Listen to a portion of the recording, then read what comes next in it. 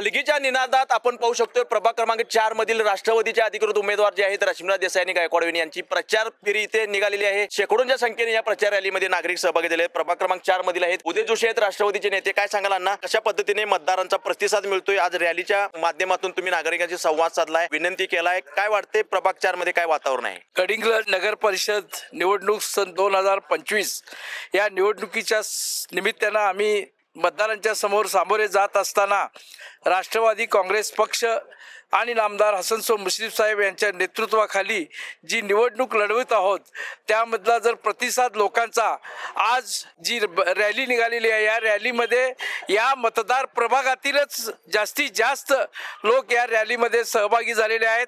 त्यामुळे या प्रभाग क्रमांक 4 अनिल गायकवाड यांच्या विशेष आणि रश्मिराज देसाई आणि आमचे नगराध्यक्ष पदाचे उमेदवार महेश तुर्वतमठ यांच्या विजयाबद्दल कुठलीच मनात शंका नाही। हे उमेदवार प्रचंड मतानं निश्चितपणे निवडून आलेले आहेत। आजपर्यंतचा इतिहास आहे, ज्यांनी विकास कामं जी दिलेला शब्द, आज माझं या प्रभागातील मतदारांना आव्हान आहे की मुश्रीफ साहेबांना सांगितलेलं काम झालं नाही असं सांगावं। 1000 रुपये माझं त्यांना बक्षीस आहे, झालं नाही असं त्यांनी सांगावं। जो शब्द मुश्रीफ साहेबांनी आजपर्यंत विकास कामाचा दिलेला आहे तो शब्द त्यांनी निश्चितपणे पाळलेला आहे। या प्रभागातील दत्त मंदिराचा विषय असू दे किंवा या प्रभागातील रस्ते असू देत, या प्रभागातील गटर असू देत, सर्व कामं त्यांनी तातडीने पूर्ण करण्याचं काम केलेलं आहे। त्यामुळे विकास काम करणारा आमचा चेहरा आहे, 100 नंबरी आमचं नाणं आहे। त्यामुळे माझं तुम्हाला नम्र आव्हान आहे, नम्र विनंती आहे की हे जे 100 नंबरी सोन्याचं नाणं आहे याला पैलू पाडण्याचं काम येत्या 2 तारखेला आपण घड्याळ चिन्हासमोरील बटन दाबून या तिन्ही उमेदवारांना नगराध्यक्ष पदासह या प्रभागातील दोन्ही उमेदवारांना प्रचंड मतानं विजयी करावं एवढंच आव्हान या निमित्तानं मी करतो। नगराध्यक्ष पदाचा उमेदवार आणि प्रभाग क्रमांक 4 मधील जे काही दोन्ही उमेदवार आहेत त्याबद्दल काय वाटते तुम्हाला? कशा आहेत उमेदवार? या प्रभागातील रश्मिराज देसाई असेल, गायकवाड वहिनी असतील, हे दोन्ही उमेदवार जनमानसातील उमेदवार आहेत। हे फक्त निवडणुकीच्या पुरतच त्यांच्याकडे जातात मतदारांच्याकडे असं नाही, कायम 12 महिने 24 तास हे उपलब्ध असणारे उमेदवार आहेत।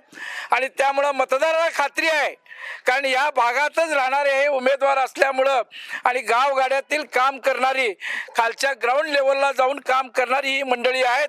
तसेच महेश तुर्वतमठ यांच्याबद्दल बोलायची गरज नाही, कारण सात्विक आणि निष्कलंक चारित्र्य असणारा उमेदवार आमचा महेश तुर्वतमठ आहे। त्यामुळे हे प्रचंड विक्रमी मतानं या तिन्ही सीट निवडून येतील यात शंका नाही। प्रचार फेरी निघाले, कशा पद्धतीने मतदारांचा प्रतिसाद आहे? मुश्रीफ साहेबांनी निवडणुकीपूर्वी केलेली कामे आणि जे वैयक्तिक लाभाच्या योजना केलेल्या आहेत त्या योजना सर्व मतदारांपर्यंत पोहोचलेल्या आहेत आणि ते मतदारांच्या चेहऱ्यावरील समाधान बघून आणि त्यांचा रिस्पॉन्स बघून आम्हाला समजून येत आहे।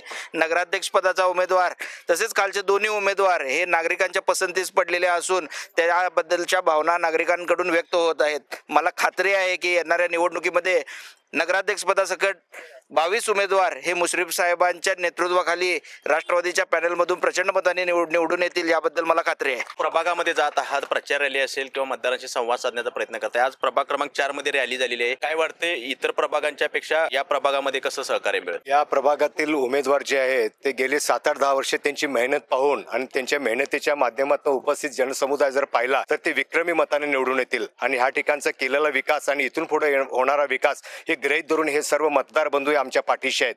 त्या मतदार बंधूंना मी कळकळीची विनंती करतो की अशा पद्धतीची काम करणाऱ्या लोकांच्या पाठीशी आपण राहावं आणि आपल्या प्रभागातील विकास वाढवावा एवढीच मी सगळ्यांना सदिच्छा देतो।